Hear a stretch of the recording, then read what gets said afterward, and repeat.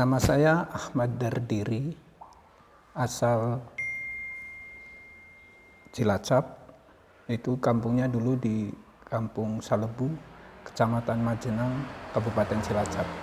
Usia saya sekarang 55. Saya generasi kedua. Generasi kedua, Pak ya? Saya adalah gelombang pertama masuk ke unit pemukiman termigrasi Jagung Jeget, yaitu dari Kabupaten Cilacap sebanyak 52 kakak. Keluarga saya semuanya waktu itu yang ikut ada 5 anak.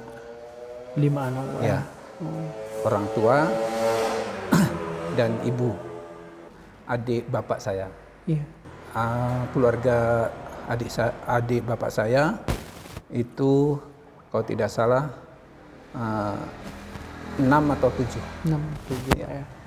Saya anak kelima. Anak kelima, Pak ya. Berarti yang lainnya tinggal di sini juga, Pak? di Jawa. Oh, iya. Ada 3 orang di Jawa, kemudian yang lain ikut kemari.